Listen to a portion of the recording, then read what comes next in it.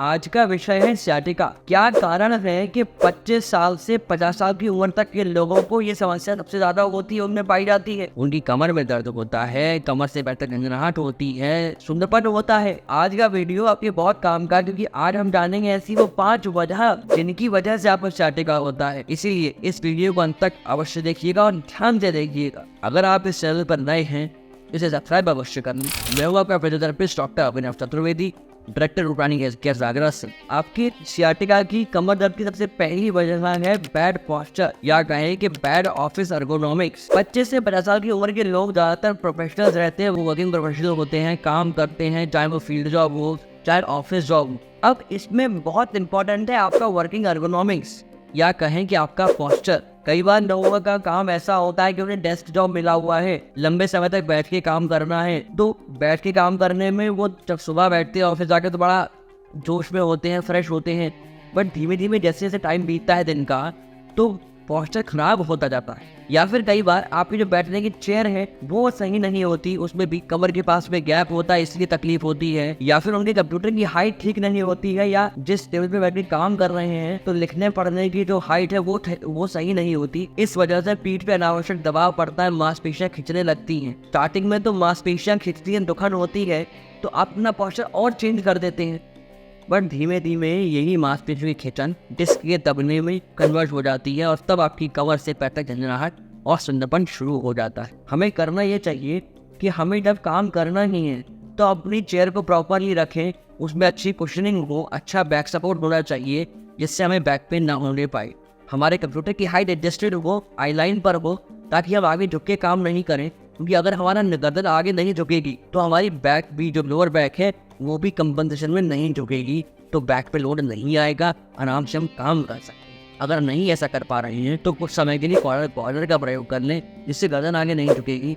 गर्दन आगे नहीं झुकेगी तो कमर पे लोड नहीं पड़ेगा, कमर पे लोड नहीं पड़ेगा तो आपकी पीठ पे दर्द नहीं होगा, झंझनाहट और सुंदरपन नहीं हो। अगर आपको ये वीडियो अच्छा लग रहा है, जानकारी अच्छी लग रही है, इसे लाइक अवश्य कर दें, जिससे हमारा मोटिवेशन बनाना है आपकी अच्छे टॉपिक हम ऐसे ही लाते रहें। जो दूसरी वजह है आपकी कमर में दर्द होने की, झंझनाहट होने की, वह लॉन्ग वर्किंग आवर। अब ऐसा नहीं है कि लॉन्ग वर्किंग आवर्स सिर्फ बैठने वाले लोगों के लिए ही है, ये लॉन्ग वर्किंग आवर्स उन लोगों के लिए भी है जो खड़े रहते हैं, वो भी लॉन्ग वर्किंग आवर्स में आता है। अब इसमें क्या होता है, क्योंकि आप लंबे समय तक एक ही पोस्चर में, आपकी मोबिलिटी कम होती जा रही है। जैसे जैसे मसल्स की मोबिलिटी कम होती है वैसे वैसे मसल्स शिथिल होने लगती है, कई बार टाइट हो जाती है, क्योंकि वो अकड़ जाती है, मोबिलिटी नहीं है, लैक्टिक एसिड अक्यूमुलेट हो जाता है, इस वजह से वो टाइट हो जाती है। मसल टाइट हो जाएगी तो जब आप मूवमेंट करेंगे, कई बार सडन मूवमेंट करने पर भी जर्क आ जाता है, क्योंकि आप तो रिलैक्स मोड में थे, आराम से बैठे हुए थे या खड़े हुए थे, एकदम से किसी ने आवाज लगाई, कुछ काम कहा, आपने काम करने को आप आगे बढ़े, आपने एक्शन किया, मसल कोप अप नहीं कर पाई, एकदम से झटका आ गया। जब ऐसा होता है तो कि मसल स्पाथम में चली जाती है। जब मसल स्पाथम में जाएगी और उसके साइड से कोई नर्व जा रही है, वो दब जाएगी। कई बार ऐसा पेरिसर्विस मसल के साथ भी होता है। पेरिसर्विस मसल के पीछे से इतनी मोटी नर्व हो जाती है, ऊँटे के बराबर मोटी, जिसे कहते हैं साइटिक नर्व, हम भाषा में कहते हैं कि साइटिका हो गया।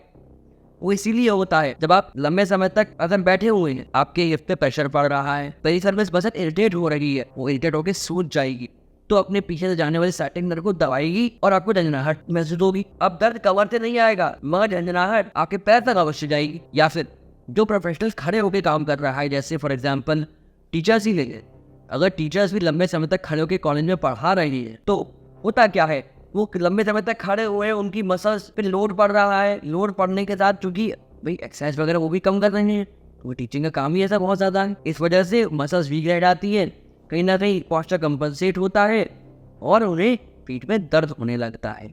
खड़े होने की वजह से एक चीज़ और होती है, पूरी स्पाइन का प्रेशर आता है नीचे की तरफ, तो भी डिस्क दब जाती है, डिस्क दबती है तो जो बाहर नर्व आ रही है फोरामेन से वो दबती है, फिर से पैर तक दर्द जाता है। अगर आपको भी ऐसी कोई समस्या लग रही है तो आप हमें कमेंट सेक्शन में कमेंट करके बता सकते हैं कि सर हमारा ये प्रोफेशन है और हमें कमर पे दर्द हो रहा है और इसके लिए क्या करें, आप हमसे पूछ सकते हैं। रीजन नंबर 3 के बारे में अगर मैं बात करूं तो ये आपके वजन उठाने से संबंधित है। जब भी प्रोफेशनल्स या घर में कोई गृहिणी ही हो गई या ऑफिस में आप काम कर रहे हो, मानो एग्जाम्पल के तौर पर हम लें, आप चेयर पे बैठे हो और आपके टेबल से पेन ही गिर गया, अब आप भी सूरवान है, आपने क्या करा, बैठे बैठे नीचे झुके और पेन को उठा लिया। ये गलत तरीका है।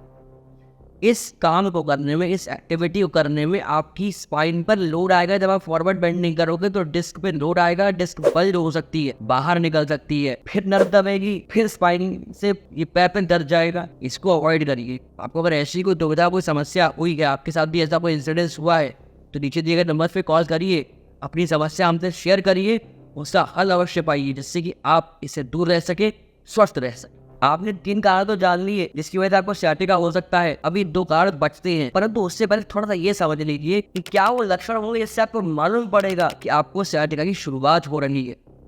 इसमें पहला लक्षण है, आपको कमर में इंटरमिटेंट पेन होगा।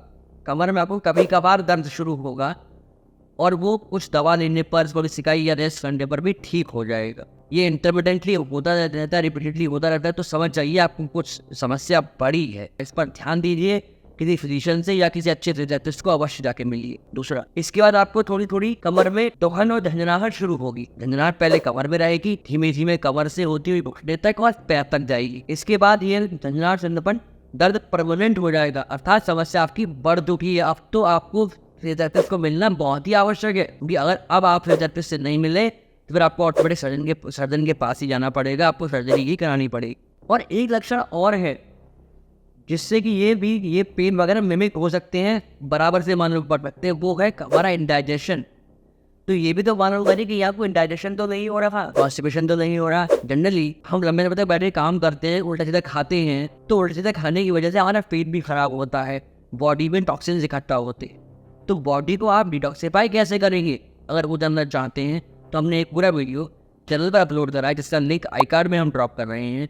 इस वीडियो के ऊपर जाकर उसको अवश्य देखिएगा। तो चौथी वजह है आपकी कमर के पेन की, sciatica की, वो होती है कभी भी कुछ भी ऐसे ही उठा लेना। हमारे घर की गृहिणियों को सफाई का बहुत वो रहता है कि हमारा घर साफ बना रहे, सुंदर लगे, कोई आए तो अच्छा लगे, पर इसके एवज में कई बार वो बहुत बड़ी गलती कर जाती हैं।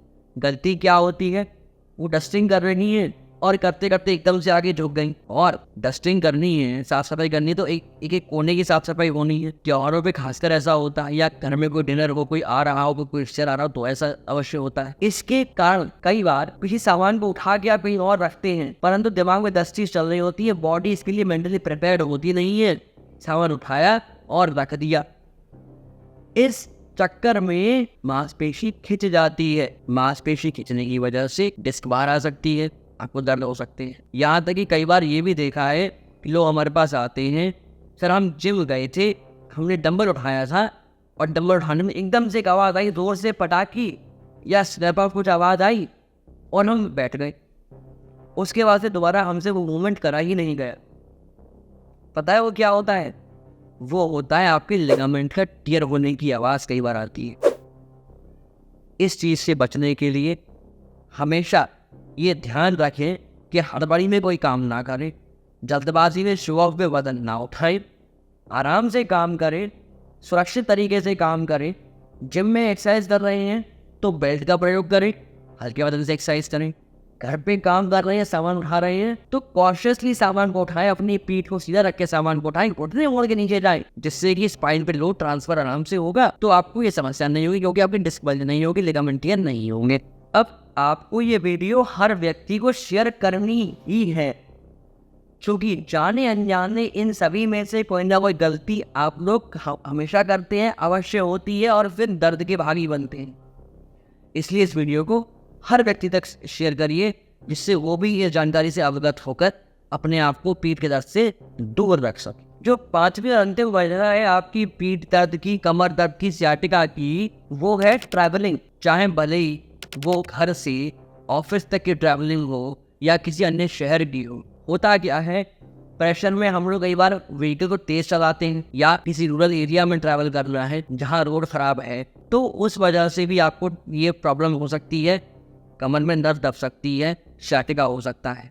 या फिर कई बार हम अनावश्यक हैवी लोड कैरी करते हैं, ट्रैवलिंग करनी है, 15 दिन के लिए बाहर जाना है, उस चक्कर में बैग बड़ा भारी हो गया, हैवी हो गया, उस पर कपड़े ज़्यादा हो गए, अब उसे खर्च कर रहे हैं, खींच रहे हैं, उठा के ले जा रहे हैं, कंधे पे रख रहे हैं। देखिए, अनावश्यक वजन उठाएंगे तो भी डिस्क पे लोड पड़ेगा, वो दबेगी, 10 बाहर आ जाएगी। या फिर आप ट्रैवलिंग कर रहे हैं बस में या किसी और वाहन से, झटके लगेंगे, तब आपको ये समस्या हो सकती है, सैटिक नर्व कंप्रेस हो सकती है। या अपने ही चौपहिया वाहन से जा रहे हैं, खराब रोड का पैच आया, उसमें झटके लगे तो डिस्क बल्ज हो गया। इसलिए ट्रैवलिंग के बाद बड़ा ध्यान रखिए कि आप कैसे ट्रैवल कर रहे हैं। पहला काम ये कर सकते हैं कि एक भारी बैग की जगह तो हल्के बैग लेके चलें, जिससे दोनों साइड वेट बराबर आ जाए। आजकल तो ट्रॉली वाले बैग आ गए हैं, उनको लेके चलिए, जिससे आपकी स्पाइन पे लोड नहीं आए, आराम से कैरी कर सकते हैं। घर से समय से निकलिए, जिससे कि आपको भागम भाग ना बचे, अनावश्यक वजन ना उठाएं, कहीं से जंप ना लगाएं। कहीं ट्रैवल कर रहे हैं आपको लगता है हल्का फुल्का दर्द में रहता है, उससे बचने के लिए कमर की किसी बेल्ट का प्रयोग करें। लंबी ट्रैवलिंग करनी है तो बैक सपोर्ट का यूज़ करिए अपनी बैक पे, जिससे पीठ को प्रॉपर आराम मिला रहे, उसका सपोर्ट बना रहे। तो कुल मिला के आपको करना ये है कि आपको वो कोई भी ऐसा काम नहीं करना जिसकी वजह से आपको कमर में दर्द हो सकता है, आपको सियाटिक नर्व में समस्या आ सकती है। अब ये तो ही आपकी सारी जानकारी है आपकी कमर दर्द से संबंधित। अगर आप जानना चाहते हैं और भी अच्छी बातें, अच्छी जानकारियाँ, तो अपने चैनल को सब्सक्राइब अवश्य कर लें, जिससे हर पब्लिश होता हुआ वीडियो आपको सही समय पर नोटिफिकेशन मिले, आप वो जानकारी देख पाए जब आप तक पहुंचाना चाहते हैं। आपकी कमर में दर्द हो रहा है, इसे ठीक करने के लिए आप क्या एक्सरसाइज कर सकते हैं, अगर वो जानना चाहते हैं तो राइट बाय वाले वीडियो को जाकर देख लीजिए। और अगर आपकी कमर से वो दर्द जब तक पहुंच गया, इन पे वो समस्या हो रही है, वो ठीक करना चाहते हैं, तो लेफ्ट वाले वीडियो को जाकर देखिए, आपको अपनी सारी समस्याओं का समाधान मिल जाएगा। धन्यवाद।